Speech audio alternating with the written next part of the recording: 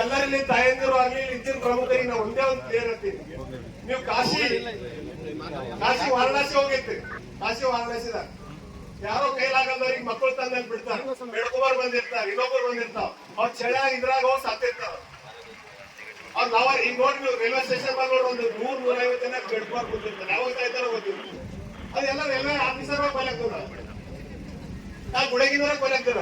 ಲಕ್ಷ್ಮೀ ನಾರಾಯಣ ಹೋಗ್ರಿ, ಯಾರೋ ಆಂಧ್ರಲಿಂದ ಮಂದಿ ಭಿಕ್ಷೆ ಬೆಳ್ಕೋತ್ ಕುಂತ ಲಕ್ಷ್ಮೀ ನಾರಾಯಣದಾಗ ಅಲ್ಲೂ ಸತ್ತಿರ್ತಾವ ಯಾರೋ. ಅಂದ್ರೆ ನರಸಿಂಹ ನಾರಾಯಣ ಪೂಜೆ ಒಳಗೆ ಕೊಯ್ಲಾಗ್ತಾರ. ಅದಕ್ಕ ಒಂದು ಧಾರ್ಮಿಕ ಶ್ರದ್ಧೆ ಇದ್ದಾಗ ಅಲ್ಲಿ ಬಂದು ಅನಾಥರು ಬಡಬಗ್ರು ಏನಾದ್ರು ಸಿಕ್ತದ ಅಂತ ಹೇಳಿ ಬೆಳ್ಕೊಂಬರ ಬಂದಿರ್ತಾರೆ. ಅವ್ರು ಸತ್ತರ ಆಯ್ತು, ಇದೇ ಅತ್ಯಾಚಾರ ಅಂತ. ನಮ್ ಹಿಂದೂ ಧರ್ಮದಾಗ ಮತ್ತ ನಮ್ ಭಾರತದ ಒಂದು ಇದು ಅದ, ಸುಳ್ಳು ಹೇಳೋದಕ್ಕೆ ಭಾರಿ ವ್ಯಾಲ್ಯೂ ಇದೆ. ಸುಳ್ಳು 10 ಸಲ 20 ಸಲ ಎಲ್ಲರೂ ಕರೆ ತಿಳಿತಾರೆ. ಅದ್ ಯಾರು ನೋಡೋದಿಲ್ಲ. ನಾನು ಒಂದು 100 ಮೆಸೇಜ್ ಬಂದು ಅಬ್ಬರಿಗೆ ನಿಮ್ ವೀರೇಂದ್ರ ಹೆಗಡೆ ಹಂಗಂತಲ್ರಿ, ಅಬ್ಬರಿಗೆ ನಾನ್ ಅವ್ರಿಗೆ ಪಾಗಲ್ಬೇಡ ಕುಚ್ಕೊಳ್ಳು. ಏನಂದ್ರ ಯಾವಾಗ್ಲೂ ಅವ್ರ ಕ್ಯಾರೆಕ್ಟರ್ ಗೊತ್ತಾಯ್ತು. ಈಗ ನಾ ಇದ್ದೀರಿ ಒಂದ್ ದಿನ ಚಲೋ ಕಾಣಿಸ್ಬೋದು, ಹಾಕೊಂಡೆ ಭಾರಿ ಅಂತ ಕಾಣಿಸ್ಬೋದು. ನನ್ನ ಜೀವನ ಅಳಿಬೇಕು. ಧರ್ಮಸ್ಥಳ ವೀರೇಂದ್ರ ಹೆಗಡೆ ಧರ್ಮಾಧಿಕಾರ ಜೀವನ ಅಳಿ ನೋಡ್ರಿ ನೀವು. ಅವ್ರ ಜೀವನದಿಂದ ಅವ್ರು ಹೆಂಗ್ ಬದುಕಿದ್ರು, ಅವ್ರ ಜೀವನದಿಂದ ಅವ್ರು ಸಿದ್ಧಾಂತ ಏನು ಅಂತ ಗೊತ್ತಾಗ್ತದೆ. ನೀವು ಗಿರೀಶ್ ಪಟ್ಟಣ ನನ್ ಖಾಸ್ ದೋಸ್ತನ ರೀ.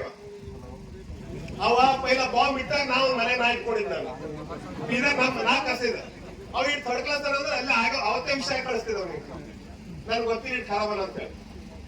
ಏನೋ ಬಾಂಬ್ ಇಟ್ಟನಂದ್ರ ಭ್ರಷ್ಟಾಚಾರ ವಿರುದ್ಧ ಮಾಡ್ಯಾನ ಅಂತ ತಿಳ್ಕೊಂಡು ನಾನು ಅವ್ನಿಗೆ ಸಪೋರ್ಟ್ ಮಾಡಿ ಫಸ್ಟ್ ಇಡೀ ಕನ್ನಡ ಯಾರಾದ್ರೂ ಅವನಿಗೆ ಶಶಿಯವ್ರೆ ಗೊತ್ತಲ್ಲ ಫಸ್ಟ್ ಬೀದಾಗ ಕರ್ಸ್ಯಾರ ಯಾರ ಅಂದ್ರೆ ನಾವು 100 ಬೈಕ್ಗಳು ತಗೊಂಡು ಗಿರೀಶ್ ಪಟ್ಟಣ ಕರ್ಕೊಂಡು ಬಂದಿದ್ದ. ಆದ್ರ ಅವರು ಕೆಲಸ ಇಲ್ಲೋಕ್ ಏನ್ ಮಾಡತ್ತಾರ, ಯಾವ್ದೋ ಒಬ್ಬ ಕೇರಳದ MP MLA ಹಣ ಕೊಟ್ಟಿನ ಸಲುವಾಗಿ ಒಂದ್ 4-5 ಜನ ಅವ್ರ ಅಕೌಂಟ್ ಚೆಕ್ ಮಾಡ್ಬೇಕು. ನಂದು ಒಂದೇ ಆಗ್ರಹ ಅದ, ಯಾರು ಯೂಟ್ಯೂಬರ್ ಸಮೀರ್ ಅವನ ಅವ್ನ ಅಕೌಂಟ್ ಚೆಕ್ ಮಾಡಿ, ಯಾರು ಮಹೇಶ್ ಅದ ಅವ್ನ ಅಕೌಂಟ್ ಚೆಕ್ ಮಾಡಿ, ಗಿರೀಶ್ ಪಟ್ಟಣ ಅಕೌಂಟ್ ಚೆಕ್ ಮಾಡಿ. ಏನ್ ಕೆಲಸ ಇಲ್ಲದೆ ಅವ್ರ ಕಾರಣ ಹೆಂಗ್ ಓಡಾಡ್ತಾರ್ರಿ. ದಿನ ಏನ ಕೆಲಸ ಮಾಡ್ಬೇಕು, ನೀವೆಲ್ಲರೂ ಮನೆ ಕೆಲಸ ಮಾಡ್ತೀರಿ, ಶದಿ ಹೋಗ್ತೀರಿ, ಇನ್ನೊಂದ್ ಮಾಡ್ತೀರ, ಕೆಟ್ಟ ಉಳಾಸ್ತಿರ್ತೀರಿ. ಏನ್ ಮಾಡಲ್ದೆ ಬರೀ ಭಾಷಣ ಮಾಡಿ ರೊಕ್ಕ ಗಳಿಸೋದು. ಎಲ್ಲಿಂದ ಬಂದು ಅವ್ರ ರೊಕ್ಕ ಅವ್ರಿಂದ SIT ಮ್ಯಾಗ